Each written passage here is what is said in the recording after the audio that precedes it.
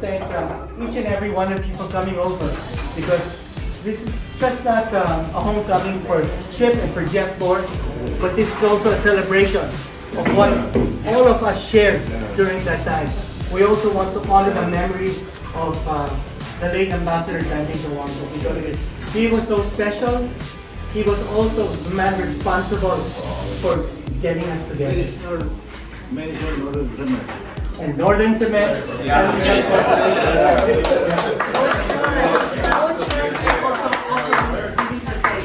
It's also very special that we have Mr. Chip Engelland.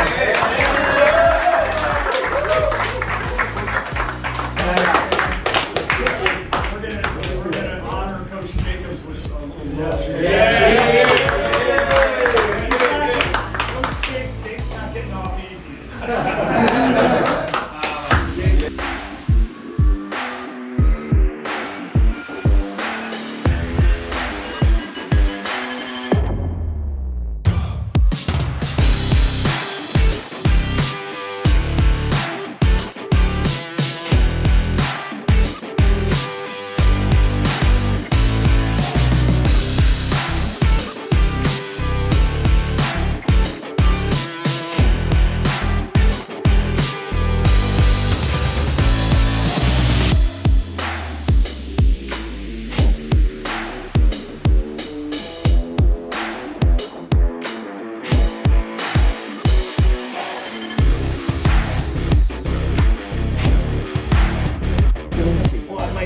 Can I sign it up here? Yeah. Because that's oh, it's silver? Yeah, of course. I got special silver. When I go to San Antonio, I'll bring that with me, and then don't even charge me for what I need. You guys can do it. Teach you, I want to spell your first name right. Tonichi. Tonichi.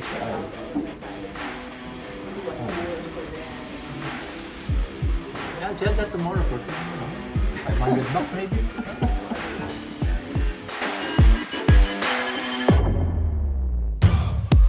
Hi there, sports fans. This is Kirito Henson. Special on location episode for all of you in Dayan. We're in apartment 1B, Area Residences BGC. It's so nice because this gathering is bringing back so many memories of one very successful Philippine national basketball team under the name Cojuangco. I remember those days going to the NCC team, and to see all these guys enjoying and reminiscing about the successful squad that they had is just something so special. And we're here to celebrate also the sentimental homecoming of two players on that team. Chip Engelland, now with Team USA in the FIBA World Cup, and Jeff Moore. And just to be able to talk to them, something very, very special indeed. Hope you enjoyed this episode of Play Right TV. We're talking basketball. And here's a moment we've all been waiting for. A chance to speak one-on-one with the one and only, the machine gun, Chip Engelland. Now, we won't say that he's with the Team USA, although he is in the FIBA World Cup. We'll say that he was a legend in the PBA and a loved hero of Philippine basketball.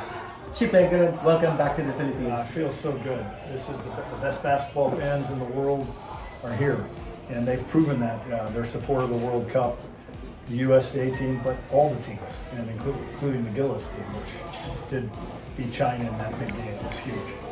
Chip, you've been involved in the Philippine team in many tournaments, in many successful tournaments. You played 3 conferences in the PBA, and your last game was with the Philippine team, carrying the colors of San Miguel beer in the Jones Cup, and you beat a US team with highly touted future NBA players, but you were playing for the Philippines. How important was that at that stage of your career? Well, we had the boss and had a vision of hopefully getting to the Olympics and getting to represent the Philippine basketball because it was that good. And the memories are phenomenal, but that was a team effort. You know, that's Jeff Moore, that's Dennis Still, that's Hector Colma, that's Sam Boy Lim, that's Alan Kaidik, that's Franz Pomorin, that's Tunichi Ituri. That's all these great talents. And with the great coach Ron Jacobs, our manager, Henry Cojuangco, and the boss. I mean, so we're also lucky. It was a team, and that's what made it so meaningful. And Chip, you mentioned all those names. A lot of those guys in this very momentous reunion that you're hosting? You wanted to see the guys get together again. They're all here. How does that make you feel? Well, it feels good. You know, I followed the careers of the PBA, Jerry Cordonera. I followed their careers in the PBA, and they got named to the all-time teams of that legendary league. And I loved all the opponents in the PBA, because without them, that's the pro basketball. It was one of the first pro basketball leagues in the world, was the PBA. And it feels great, and it feels like being home. Well, you mentioned the PBA. I'm sure you have many memories of your performance in the PBA, your opponents. Do you remember some of the players whom you went up against and whom you had a hard time defending, whom you were impressed with? And once upon a time you mentioned that you might have had 40 stitches all over your face during your 3 conferences in the Competitive. PBA. Tell us about your experience. Well, in the PBA. it's a competitive league, and the best player I think at that time was Mon Fernandez. Crispa still had a really good team. Toyota was very good, and I remember going up to Mr. Jaworski the first time we played against, because I had watched him play on TV, and I made sure that I told him he was my favorite player. And I think he was nice to me after that, because he's one of the most competitive, charismatic players I've ever seen. The great shooting of Bogzar Renato. I mean, to Ricardo Brown. I mean, to get to compete against them and our team, we were young, and we learned a lot. That's the highest level. They say that your relationship was very special with Samuel Lim, Alan Kaidik, and Hector Calma in particular. What made those 3 guys super special? Oh, and Alfio Mario. And Alfio, of who course. was my best friend of the team, who I miss. We all miss. But those 3, they had a spark. They had a spark. Hector, the best point guard I ever got to play with. Sam Boyd was Skywalker, and the Trigger Man. I mean, how lucky to play with them. You know, the Jones Cup we don't win without Dennis Still and Jeff Moore, but we don't win the Jones Cup without them. It was a group effort, and I'm honored that that was part of their growth too. They helped me get better, and hopefully help them get better. Coach Jacobs did a great job. What did Mr. Cojuangco mean to you, especially as the man who guided the Northern Cement and San Miguel Pier teams at that time? Well, he had a vision, and it started with his alma mater. And none of us would be here at the reunion tonight or have the careers we have without his support, his family's support. Could you say that somehow your experience in the Philippines contributed to that storied career in the NBA? Well, absolutely. Because learning from Coach Jacobs, learning with my teammates here, competing against the best teams in the world, and then playing against the great professionals here.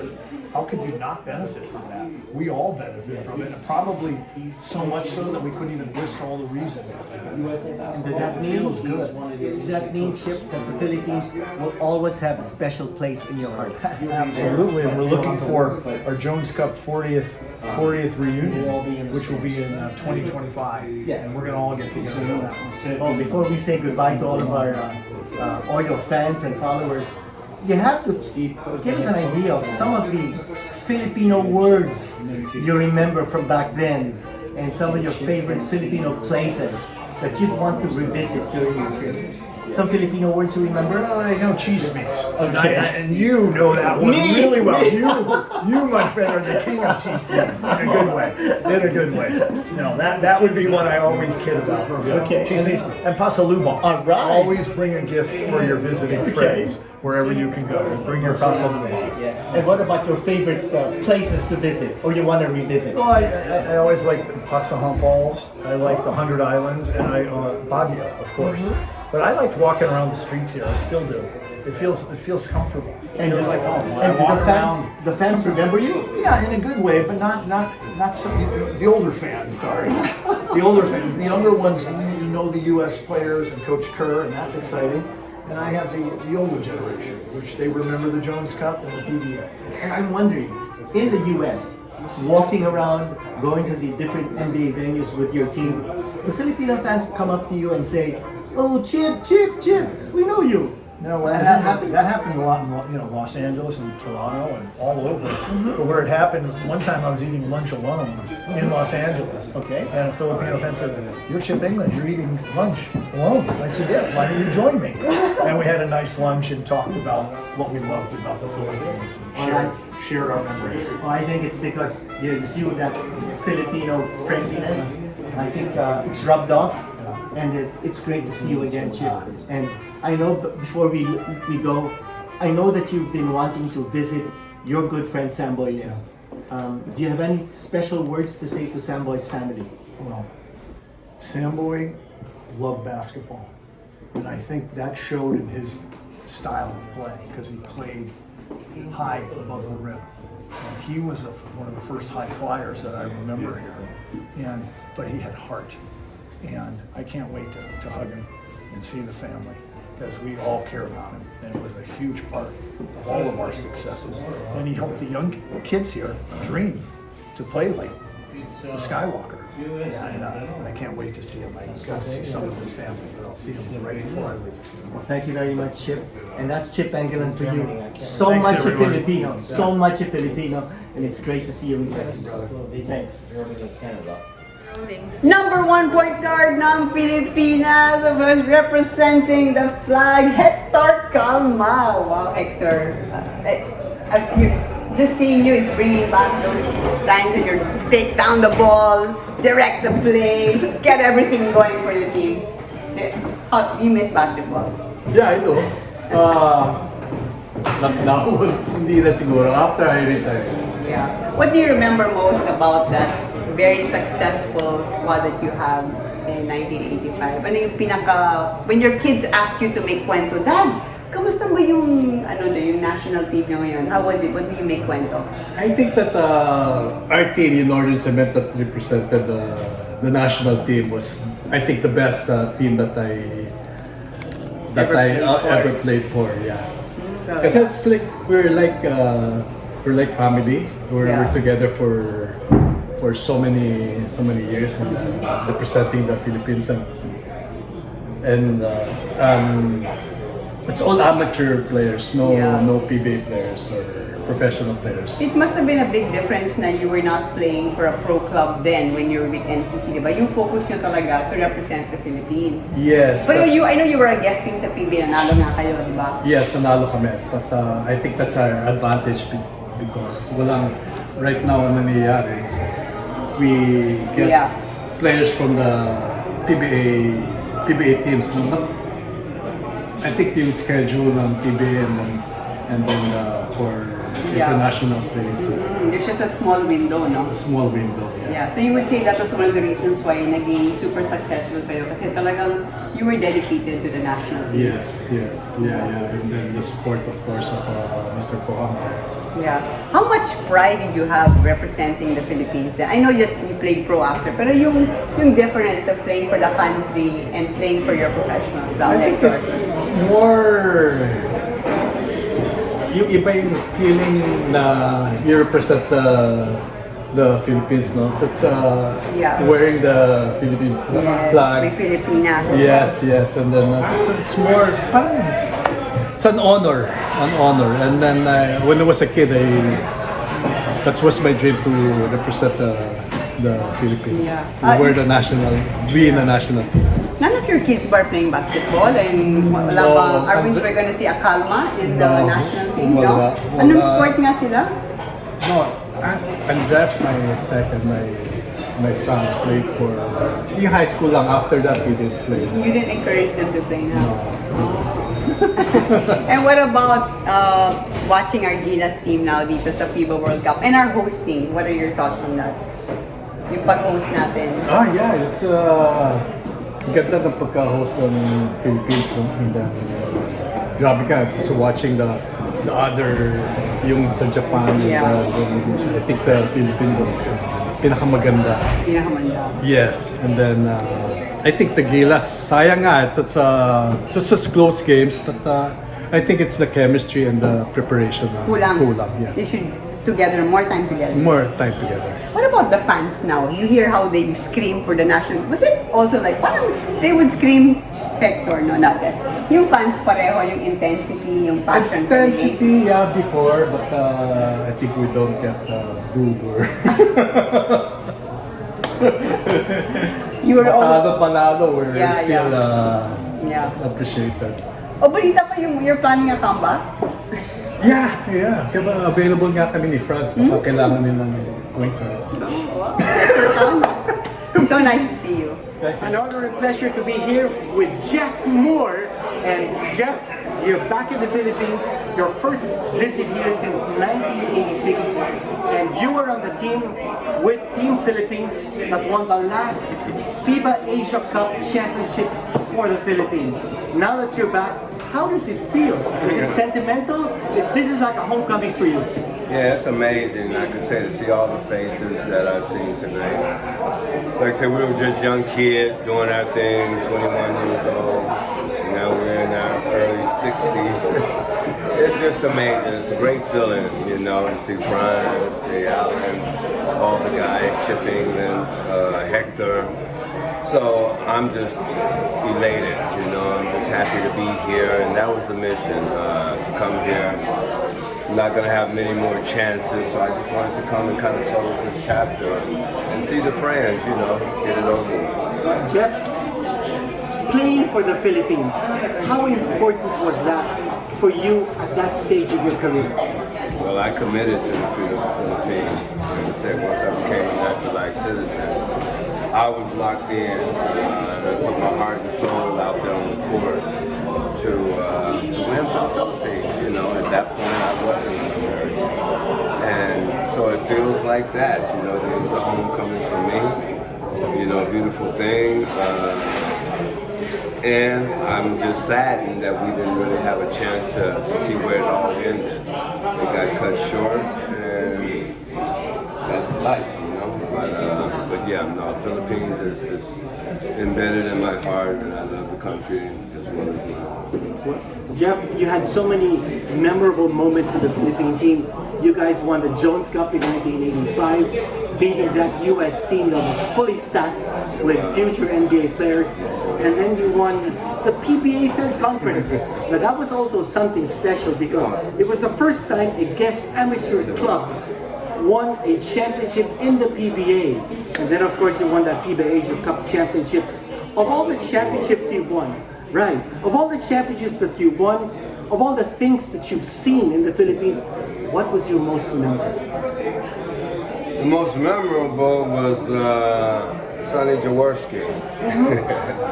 PBA, you remember that? Yes, Never yes. Tell us Say about Die. it. Tell us about I mean, it. that was one of the moments, you know, where we were in the fourth game, and I ended up elbowing him across the lip. So he had to go to the hospital and get stitches, and he comes back. And it was just an iconic moment, you know. They ended up winning the game. But it was just the sheer energy of the game, you know, what that series meant to everybody. Because he was truly a legend, you know, and for us to be on the same stage as an amateur team, I think that game gave us a lot of energy. You know, but no, it's been so many. Williams Jones Cup, Taiwan, that was another memorable moment. Beating the United States, you know, I think for the Filipinos, that was the largest ever. But every game I played for the Philippine team, it was truly amazing. And you as well as anybody, because you covered the game, I put it all on the line, you know. So I put it all on the line for the Philippines, and I really appreciate what the Philippines was able to give to me. You know, and they gave me a hell of a lot. You know, I turned into a man here. I'm just grateful for that. Just the last question, Jeff. What can you say about the Filipino fans?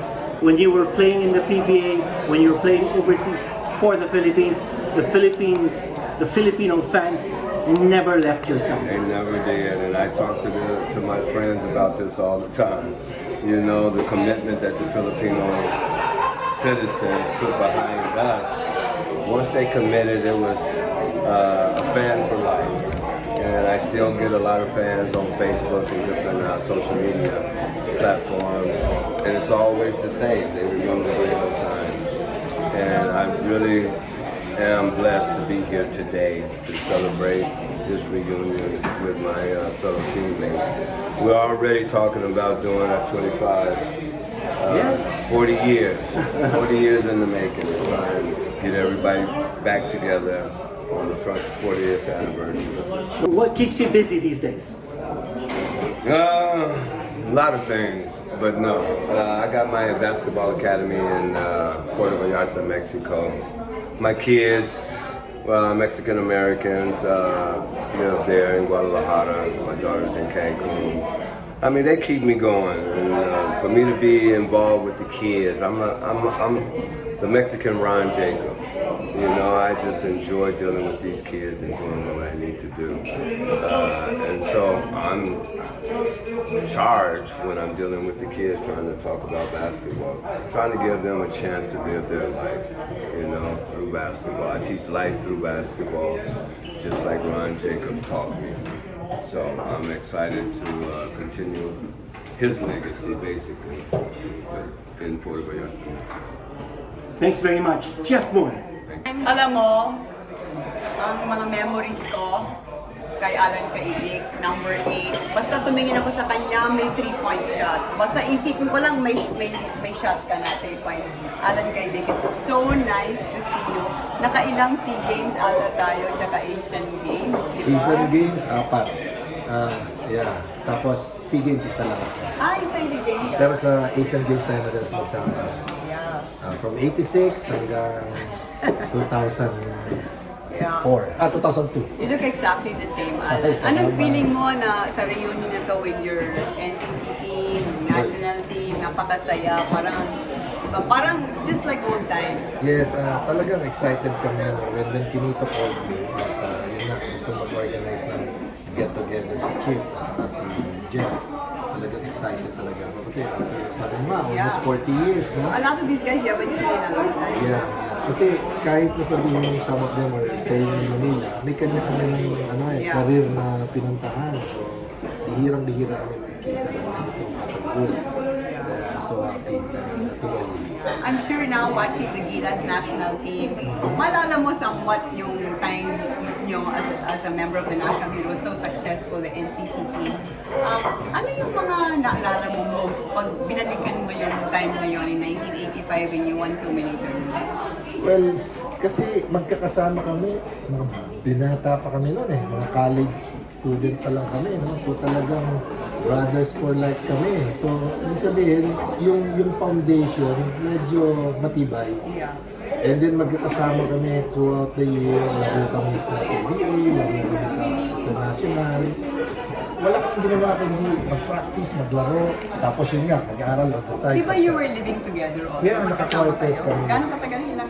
Well, 2 years, ako, no? yeah, oo. Bali, kasi 84 ako napunta na pasok sa NCC, and then 85 yung tapos 86 na nag-isip.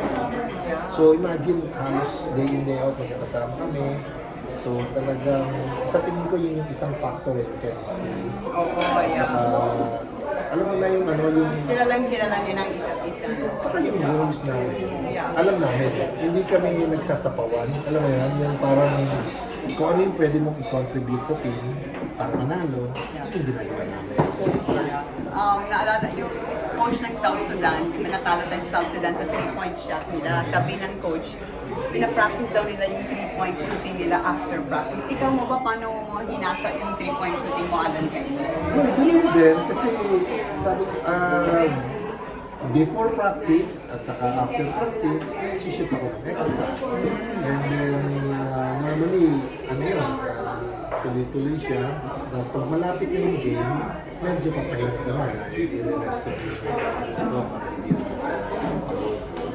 And ano lang, siyempre you practice, you develop your confidence and consistency. So, malaking bagay kasi yun na mabigyan ka ng coach at ng teammates mo. Confident. Yeah. Alam ko, they try to guard you, basta I remember the other coaches, keep it away from number 8. Hindi lang naman ako, lahat naman kami. Sabi ko nga, may mga kanya-kanya kaming role. So, yun yung nag-contribute kaya kami naging successful. Yeah. Yeah. And what can you say now about our Gilas team? I'm sure na napanood mo yung games ng ating, Sayang yung game. Kasi you can see naman na talagang lumaban sila. Kita mo yung sacrifices din nila. But talagang gano'n, this is a world stage level. Talagang kung nag-i-improve tayo, nag-i-improve din yung kalaban. So talagang it's a good experience for them. Siguro yung mga susunod na we learn something dun sa mga hindi na seeing the games that we almost won against Dominican Republic, Italy, lahat ng game may chance tayo eh. So, moving forward, I mean, seeing the level of basketball, ano palagi mga dapat natin gawin para we can not just be competitive, but actually win those games? Well, sa tingin ko, this is just my opinion. Siguro, let's focus muna on the Asian level. Let's dominate the Asian level. And then later on, pag may siyempre pag nagiging champion ka sa Asian level, representative ka sa world o sa Olympics. So doon tayo magkakaroon ng extra exposure or experience. At the same time, yun nga, malaking bagay kasi yung chemistry ng team. Talagang kung ma-perform yung team na yun, talagang solid na hindi na yung basta you learn from those mistakes dun sa mga previous. And like now, we're competing in the Asian Games and then they're just putting together the team. It's too early ngayon kasi. So maybe yung susunod, maybe the next FIBA Asia or tsaka SEA Games, o isa tayo SEA Games, FIBA Asia, and then the next Asian Games. And then yun, eventually, if we're targeting an Olympic berth, I know, hindi natin masabi, diba? And then super important yung sabi mo nga, pagsasama. And then what about competing in international tournaments together? That's true. Malaking bagay din yun. Yun ang Kailangan sinasabi more. ko. Dagdagan pa nila. At saka kami whole year round, diba? Kung pwede. Ang problema, yun nga, may mga kanya-kanya commitment. But if kung mag-expand na yung mga yun at we can give them the same contract or retain sila sa national team, maganda ang itatakbo sana. Pero we don't know kasi maraming factors na dapat i-consider. But sana naman maayos yan yung mga loopholes na yung mga pagkukulang dito sa activities natin. Okay, pahuli na lang. Pakita naman ng form mo. Miss ka na. Wala na. Retired na. Do you still play? Once in a while, na-invite kami. Left-handed ka, di ba? Yes. Oh, naalala ko. Ba't yung left? Dito. Ha? Yeah! Alam ka yun. Yes. Pa-idol ka sa tennis. Idol ko. Thank you. Nice Yes, evening. yeah. Nice. I feel like I'm 16 years old because when I look at Franz Kumaren, you look exactly the same as I remember you to be. Yeah, we were normally SEA Games, Asian Games, we were together. Nakailan, oh my gosh. Yeah, the last time was 85. 85. Yeah, that was in Bangkok. Yeah, I know that. I remember that. Well, what an incredible career you had. But remember, during that 1985, we were about 14, 15 years old. Okay. Okay. So, Franz, how does it feel to be seeing all your teammates dito sa NCC's national team? I mean, just, what kind of emotions are going through you right now? It's so surreal. Imagine after how many years. In fact, I was discussing with Chip, probably by 2025, it's going to be our 40th anniversary as a team. So I try to organize a homecoming, even then still the guys from in the States, we'll invite them, we arrange everything. The NCC under Coach Ron Jacobs is so successful, naalala ko. Yeah. You won the Jones Cup, the FIBA Asia, we were the last team that won that. In 1985. Yes. Your team was so special. Can you try to describe para sa mga basketball fans natin what was the dynamics in your team? How was it run? And what made you so successful? Well, first of all, important thing there is we enjoyed each other company, and at the same time we're there to play for the country. Yeah. We were so passionate about winning, bringing back the glory to the Philippines. Because as you all know, most of us were eligible to turn pro already. But That's right. yes, Staying in the national Yes, team. Yeah. I think Ambassador Ding was the pioneer in getting naturalized players because we were the first in Asia. I don't know lang, I'm not so sure in the whole world. Chip, Dennis, and Jeff Moore. So we were the first to do that.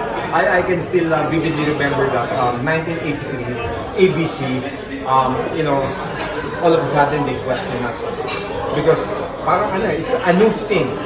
But look at now, even the Eastern Europeans, they have their own naturalized players. So technically, or maybe You were a probably step out ahead yes, of everybody yes. else. And So then yung training nyo, gano'ng katindi? I remember Coach Ron Jacobs was super strict. yeah, he knows when to do. He knows when to release it. But I think I'm not saying he's on part of that. But I think that group, the way we will run the program, I think that's the best thing for us. Of course, it's difficult, different scenario and everything. But we were together for the last 2-3 years. And yeah. And then yung goal Pamilya- nyo pareho for the national team. Yes. You didn't have like to think of your No. like your protein. And we're so passionate That's about because the then game. Cojuangco. He kept the team. Yeah, he kept the team together and he kept us happy. And of course, we enjoy each other's company. I can see that. Yeah, right now, di ba talagang, parang it's so nice after so many decades actually. We're back together. So I've been seeing you watching all the FIBA World Cup games. So what are your thoughts on our Gilas team right now? With 4 losses, 1 win, 1 big win against Of course, we have to look at the whole picture. It's not only us. We know for a fact that we're so passionate about basketball. But we have to look also at France, who's favored. They got eliminated right away. I don't know what's happening in France when they go back. Same thing with Australia. They're supposed to be in the top 5, 10, but look what happened to them. But here, being the host and so much expectations, I guess that's the result. That's why people are kind of disappointed. But now we still have the Asian Games to look forward. Alam ko nag-Asian Games ka rin. Yes. So, the competition now is even tougher. And sabi nga ni Coach Tim kanina, yung newly appointed coach, parang medyo nag-aalala siya kasi said, for sure, China will want to make bago sa atin. Yeah, but China pa. I think the advantage that we have, we can relax a little bit in terms of naturalized players. I think we can use Kwame and Bobby. Right. And the nucleus of the Gilas team, it's still going to be there. I know it's a short window, but I think they can really adjust to the present coaching changes. So, Franz, as a coach also, ikaw, if you were to design like our national team now, how would you move forward? From what we saw, we saw the young guys, had a lot of potential, how would you construct our team for future? Like we have the OPP next year. Yeah. For me, siguro, not only as a coach, but only as a, maybe I can impart my knowledge. Yeah. I think the best thing right now for our body as VP is to really have a project an architect who will design, who will plan the program. Yun lang nasa isip niya. Yes, yeah. So just like in just like in the States is granted now, in South Sudan, say ULA, diba? So you should definitely have somebody that's his main goal is to try to design the program, whether it's a short term or long term, because we all know for a fact that the tournaments, it's been scheduled already. So, for Asian Games, this will be the nucleus because some of the players will be playing overseas. For the Olympics or whatever, this will be available. So, we should have the, for me again, I'm not trying to be parang equal and everything. But that's the way. That's a great idea. Yeah, Because but we should have somebody yeah. running the show, different from coaching and everything. I can impart at the final. I can offer, not necessarily running the show, but I can really contribute because important is magaling na architect. Then the coaching, all you have to do is just implement things, diba? And you can design the problem. Yeah. It's so nice to be a reunion. Yeah. We're here with Congressman Mark Cojuangco. We all know him to be the son of the late Ambassador Danding Cojuangco. This team has meant so much to the Cojuangco family. Congressman Mark, it's so nice that you're here to celebrate this very precious moment. Well, thank you for inviting me to come. It was a surprise that Chip Engelland was here and wanted to have a get together with everyone. I was thinking that my dad would have been so happy to be here. It's a pity that he's not here anymore. But I was telling Chip earlier that although I'm not a basketball fan, I saw the joy that basketball brought to my father. And I really appreciate all of these, the members of these teams, because they brought so much honor to the entities they represented, the school, or the Northern Cement, or whichever entity that they were involved in. And they brought honor to the family, but most of all, they brought honor to the country. And that made all of us family members proud. And that's why the family, even if we're not all basketball fans, appreciate so much. Congressman, do you have any recollections of how this team made your father so happy and so proud?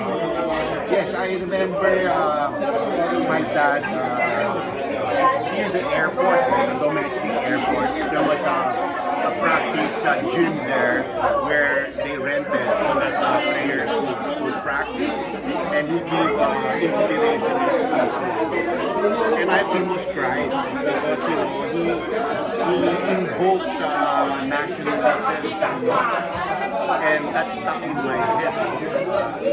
And I think because of the good performance of these players, it made Dad so happy. So they didn't win every game, but they fought hard. And that's I think that was the thrill that my dad had.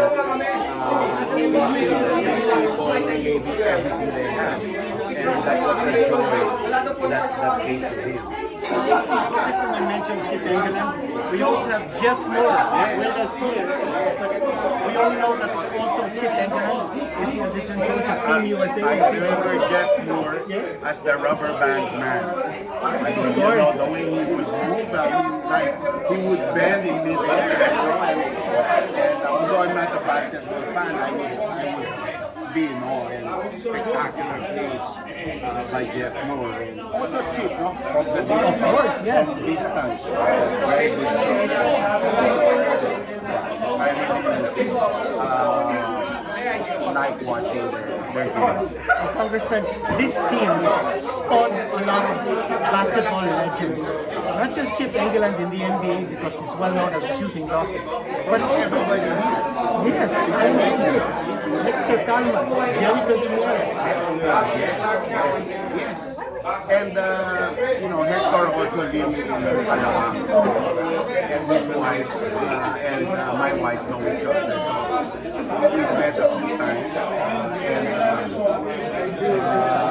he's a really nice guy.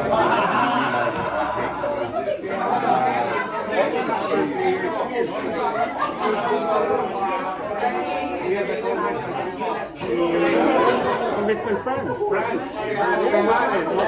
So we see each other in the house, and he's with the committee on road. So sometimes when I'm on the floor, he's with the majority. The majority from their group. Yeah. So small world. All our lives are interconnected. But this team has taught so many Filipinos the value of perseverance, commitment, and dedication. We need to all appreciate that. And we owe this all to your father, the late Ambassador Danding Cojuangco. Without him, this team would not have been formed. I miss him. We all miss him. And again, we want to thank you, Congressman Mark, for coming to celebrate this very precious moment. Thank you, thank you, thank you, Congressman.